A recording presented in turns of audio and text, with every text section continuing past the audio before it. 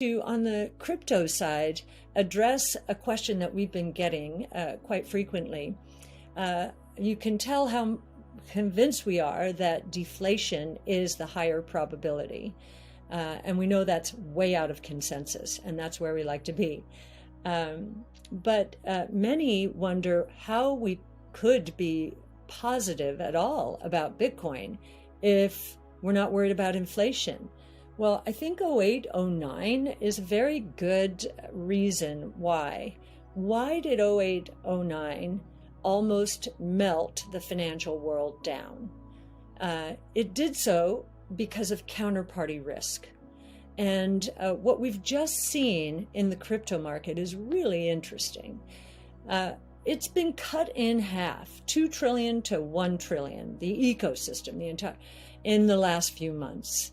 Just cut in half. Can you imagine what would happen if our equity prices, bond prices were cut in half in the span of a few months with all the leverage out there? I think we'd be in a counterparty risk problem again, a big mess. Maybe not as big of a mess as we were in 08-09, because there have been some changes. But I do not believe that our financial world would withstand a 50% drop as easily as the DeFi world has. DeFi, while a lot of people who were leveraged 100 times elsewhere in the world were wiped out. I think, now I'm going to get this number wrong, it was either 86,000 or 860,000 accounts wiped out. DeFi didn't skip a beat. I don't think we could say that for the traditional financial world. And I do think that's why the shift towards DeFi, helped now by central banks moving into stable coins and legitimizing digital currencies, even though that's very different from Bitcoin. I do think we're going to accelerate further and faster into the DeFi world. And that too is very exciting. And as you know, if Bitcoin's price on a trend basis, remember, we're still a triple since last September. We may have been cut in half, but we were still a triple since last. And if the price continues to move up, what does that mean? That means increased purchasing power, which is what deflation is. So very consistent with our view of the world.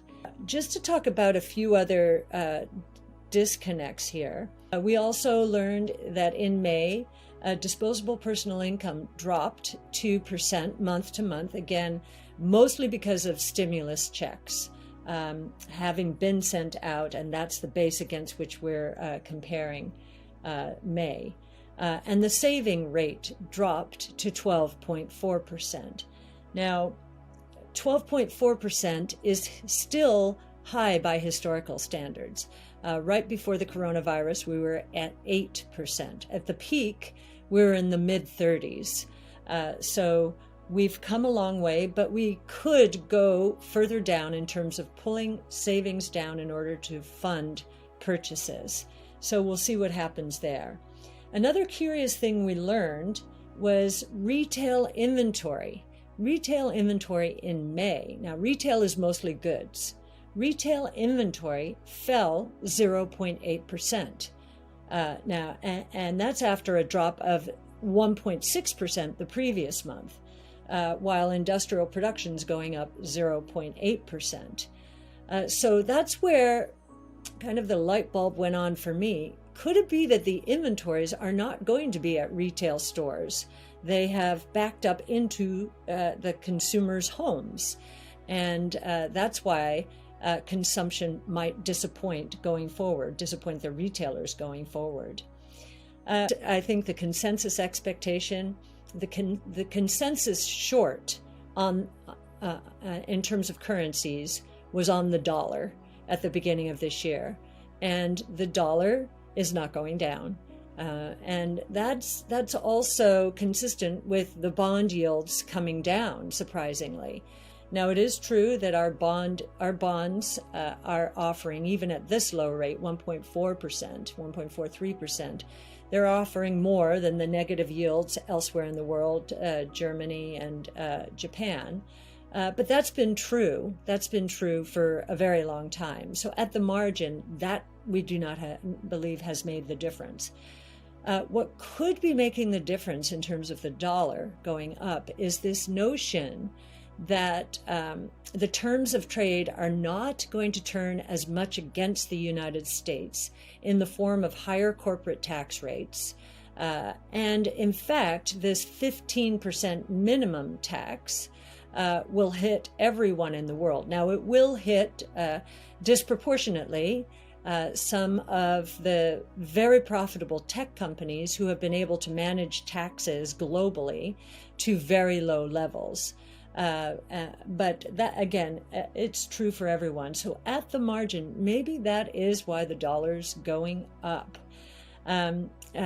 We've also seen some quite deflationary signals, outright cyclical deflation, which got us thinking about inventory corrections. Lumber prices have been cut by more than half now. And maybe that was lumber that do-it-yourselfers were storing up, seeing the lumber shortage coming, and they're just not in there buying now. That's pretty interesting. In China, pork prices have dropped precipitously. Now, we may not pay too much attention to that price, but that might be the most important price in China in terms of keeping consumers happy. It's a big part of their diet, and the government watches it very carefully. So that's interesting. Copper prices are still down in the 10 to 15% range. So there are some signals out there that perhaps inventories are somewhere in the system, and we're seeing a cyclical unwind here. Oil, as I mentioned earlier, is the outlier.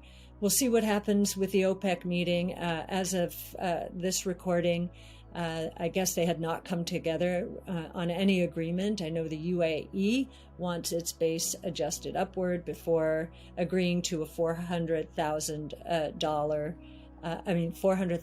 barrel increase in supply.